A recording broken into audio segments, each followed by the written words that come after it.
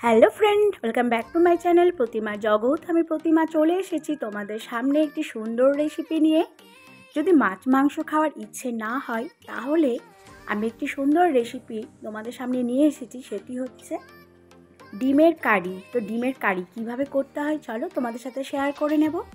আমি প্রথমেই 2-3টে আলু খুব ভালো করে ডুমো ডুমো করে কেটে একটু সেদ্ধ করে নেব, সেটি আমার ডিমের কারিতে লাগবে। এবার আমি এখানে 3টে বাটি নিয়েছি। 3টে বাটির মধ্যে আমি ডিম ফাটিয়ে নিয়ে নেব। আমি একটি বাটিতে 2টো ডিম নিলাম আর বাকি দুটোতে একটা করে ডিম আমি ফাটিয়ে নেব। তো আমি একে একে ডিমগুলো ফাটিয়ে বাটির মধ্যে নিয়ে নেব। এবার তার মধ্যে আমি নিয়ে নেব সামান্য একটু লবণ, উপর থেকে ছড়িয়ে দিলাম একটুখানি করে লবণ 3টে বাটিতেই। আর একটুখানি পেঁয়াজ কুচি দেব উপর থেকে ছড়িয়ে। এইভাবে লবণগুলো নিয়ে নেওয়ার পর উপর থেকে সামান্য একটু পেঁয়াজ আমি ছড়িয়ে দেব আর একটুখানি লঙ্কা কুচি। এগুলো আমি বাটির মধ্যে একটু একটু করে নিয়ে নেব। তো আমি এগুলোকে প্রথমে সেট করার জন্য ওভেনে জল চাপিয়েছি। কড়াইয়ে জলটি আমার ফুটে গেছে, জলের মধ্যে বাটিটা আমি বসিয়ে দেব। তো আমার জায়গাটা যদি ছোট তো একটা একটা করে বাটিতে আমি করব, চাইলে তোমরা 3টে বাটি একসাথে বসিয়ে দিতে পারো। এইবার আমি কড়াইয়ের মধ্যে দিয়ে দিলাম কিছুটা তেল, তার মধ্যে দিয়ে দিলাম খানিকটা লবণ, একটুখানি হলুদ। এবার সেদ্ধ করা আলুগুলো আমি খুব ভালো করে লাল করে ভেজে নেব। তো আমি এবার সেই তেলের মধ্যে দিয়ে দিলাম সেই আলুগুলো দিয়ে একটু লালচে করে ভেজে তুলে নেব। খুব এপিট ওপিট একটু খুন্তি দিয়ে দিয়ে উল্টে পাল্টে দেবো। তো আলুগুলো আমার ভাজা হয়ে গেছে। কড়াইয়ের মধ্যে নিয়ে নিলাম আরও খানিকটা সর্ষের তেল, তার মধ্যে নিয়ে নিলাম আমি এখানে পেঁয়াজ কুচি, একটু বেশি পরিমাণে পেঁয়াজ কুচি নেব। আমি নিয়ে নিলাম প্রায় 1 কাপের মতো পেঁয়াজ কুচি।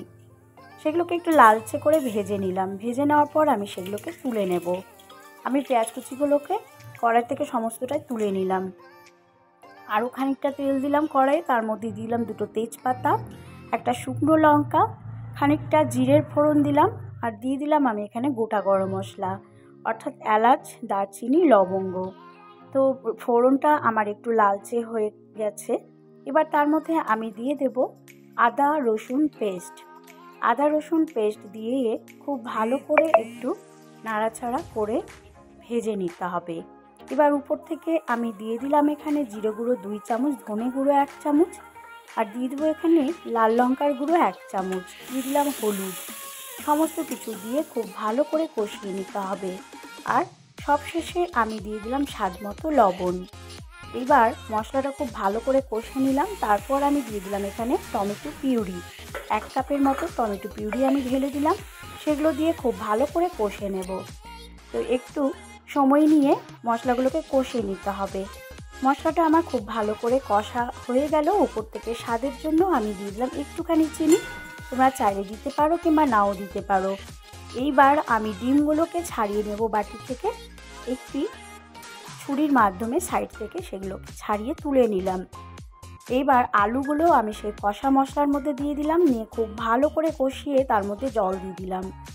তো আমি এখানে একটু জল বেশি দিয়েছি কারণ একটু ঝোল ঝোল করব। এবার ঝোলটা আমার ফুটে গেছে। এবার সেই ডিমের কেকগুলো এর মধ্যে দিয়ে দেব। যখন ফুটতে শুরু করেছে ডিমের কেকগুলো তখন আমি উপর থেকে দিয়ে দিলাম এখানে টমেটো সস। এখানে আমি 2 চামচের মতো টমেটোর সস দিয়ে দিলাম সেই ভেজে রাখা পেঁয়াজ কুচিগুলো ভেজে রেখেছিলাম, সেগুলো উপর থেকে ছড়িয়ে দেবো। এবার গ্যাসের ফ্লেমটা কিন্তু একেবারেই কমিয়ে দিয়েছি, খুব হালকা লো ফ্লেমে ফুটছে। উপর থেকে আমি দিয়ে দিলাম কিছুটা এখানে কাস্তুরি মেথি।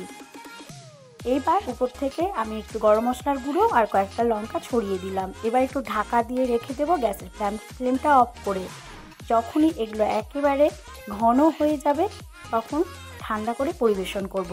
তো বন্ধুরা দেখতেই পাচ্ছ অসাধারণ এই ডিমের কারি রান্না করেছি আমি। তোমরা একবার করে দেখবে, খুব ভালো লাগবে। এইভাবে ডিমের এই কারি করে দেখবে। বাড়িতে মাছ মাংস বা কোনো সবজি না থাকলে সেই দিন তোমরা এইভাবে ডিমের কারি করতে পারো। ভিডিওটি ভালো লেগে থাকলে অবশ্যই লাইক, কমেন্ট, শেয়ার করতে ভুলবে না। চ্যানেলটি সাবস্ক্রাইব করার অনুরোধ রইল।